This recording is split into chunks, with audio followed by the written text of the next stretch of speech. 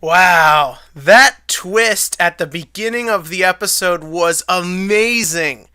I mean, who could have seen it coming that a girl who never smiles or is happy is all of a sudden all happy and peachy and keen, and she's just magically there in front of them? I mean, that was in no way indicative that there was some sort of twist going on in this anime that sells itself half the time on twists. I mean, and the whole not elaborating on how she escaped academia or where she found the freaking pirate ship or anything. So great. And the tone remaining the same and giving no sort of illusion as to what could be pushing her to do this. I mean, what a great twist. Am I right, everybody? What a missed opportunity. Alright. Okay, so yeah, that twist was lame. Is anyone out there who didn't immediately, the minute the episode start, know that that was going to happen? I mean, seriously, like, so the episode last week ended with her showing up, and I was hoping it was going to turn out something really screwed up was going on here, that's how she escaped, but now, instead, something's going on that involves her betraying everyone and taking Yuzu over to academia. And look, let's be real here. The episode really didn't rely on this twist or spend a lot of time on it. I just thought it should have been a bigger deal than it was. Like, again, I'm sure we're all starting to get sick of Yuzu constantly being teleported and randomly taken to places. But I don't know, again, it's kind of getting annoying. And I understand, look, let's be real here, shonen logic, not even shonen, all sort of logic like this is, the villain has to get within 5 seconds of succeeding before Yuya saves the day. And I know this, and I understand this. Again, I kind of wish that they did something a little bit different.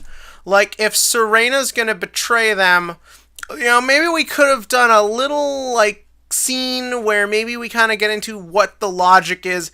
I hope it's not just generic mind control. I'd really prefer it if it wasn't. Just for the fact that I think at this point we kind of deserve a little bit more. Although I did have this moment towards the end where when, I forget who it was, said that academia does have mind control, I almost just sort of felt like going to Yuya, just whispering in his ear, hey, look to your right. See the dude with the glasses? He also has mind alteration technology and used that mind alteration technology to turn kids your age into his pawns for his own crazy ass schemes. You might want to deal with that at some point. You better, because this guy's probably also crazy.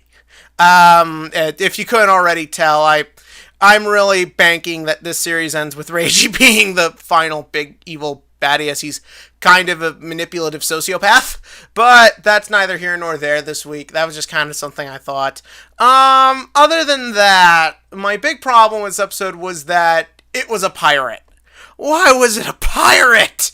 Like, it was so distracting. Why not let it be Serena she just literally has to say, when we teleported over, I was able to get away, and I found a boat, and he's on my side. Or hell, maybe you could even do like a bait and switch. Be like, oh, he's one of the rebel groups. She can sort of pretend that she seems to know who Alexis and all of them are, and then have it that she was just lying. I'm just saying, I think a little bit more could have been done here. And also, just a pirate? Why? Especially because him being a pirate meant nothing. Like, he didn't steal booty. He's not voiced by Johnny Depp. He's just a pirate. Like, I don't know. It was just random and stupid, and I really just didn't need it. As for the duel itself, okay, look, it's a 2-turn OTK duel, but what I kind of liked was this did something a little bit out of the ordinary, in the fact that I actually liked seeing a floodgate being used in a duel in this show. They tend to obviously avoid floodgates unless it's a really serious situation or a duel that they need to go slower, because obviously that's very real world. They try to keep these separate. Also, having a floodgate on the board can be kind of boring if not written the right way. Like, be honest, if Domain Monarch showed up in an episode, it would get really boring. Or if someone used Vanity's Emptiness. I'm actually one of the few people in the world, I don't think floodgates floodgates are bad for the game. I just think the problem is when we enter formats where one can overly abuse and like mess up an entire deck. I actually think in an ideal world, floodgates are a good way to keep certain decks in check, like Imperial Ironwolf for Cosmos, Anti-Spell Fragrance for Pendulums. I just think that people need to kind of work with it more. But again, I know I'm veering off topic a lot this time. But all in all, I thought it was cute. I don't really understand the need for the fusion materials besides the stupid pirate theme. But all in all, I kind of liked the duel, especially because when Yugioh's running for action cards, I really liked that the environment mattered. It being a pirate ship really worked. That's not an excuse for putting a pirate in it, but I like that he threw the barrel to stop him from getting a card. I like that they used the movement of the ship to throw Yugioh off. I thought it was really neat. And again, I like seeing that environment. It just adds a little more flavor and actually makes the concept of action duels seem like a good idea for 5 minutes. I would like to see more from the roller skates as we kind of built that up. And unlike a lot of people, I was looking forward to the roller skates because I think there's a lot of fun things you can do with that. But honestly, so far, again, it's only been 2 duels, but so far he's just using them to get to one place faster instead of like some crazy like jumping over stuff and all that. Like he could have done everything he did in this episode just by climbing. But other than that, it's fine. The thing that really got me excited, and I know this sounds crazy, but the minute Crow showed up, I just had this big grin ear to ear. I actually think we should have just had Reiji show up at the beginning. I actually assumed that was going to happen at the end of last week's episode, not the whole Serena thing. But it is cool to see everyone get through. I'm glad there's no long, complicated explanation. It's just he got the machine to work. It's fine. I like that we touch upon what happened in the Synchro Dimension without some big, long flashback. I like that Crow does get to be there, so all the Yu-Gi-Ohs get represented, except the original. Again, that's not assuming Joey or someone doesn't show up at the last minute. I think that's really nice. You know, it's good to see everyone. I like that we're moving to the big battle. And one thing that really made me laugh was with the Sora showing up was his little banter with Sawatori. That whole scene I thought was actually really funny.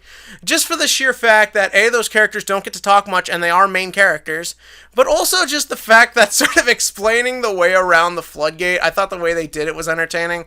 Especially because, you know, actually taking advantage of the floodgates neg condition was really nice, and I just thought, yeah, again, flawed. The pirate thing was stupid, but when it came to it, by the end of the episode, I did get excited, and I do like to see where things are going next week. But what did you think? In the comment section below, give me your thoughts on this episode, and why you thought they needed a pirate episode. What was this the thing Yu-Gi-Oh needs to finally get back in the mainstream? Will this please Asianize and make him stop bitching all the time? I don't know. But, again, you can figure that out for yourself.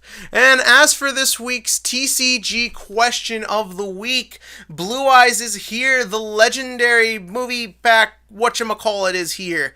And I want to know, what was your most excited thing and what deck are you planning on building? Would you like some sexy-ass Dark Magician girls, some really fun tech gadgets, or are you going for the tier 1 power that is Blue Eyes?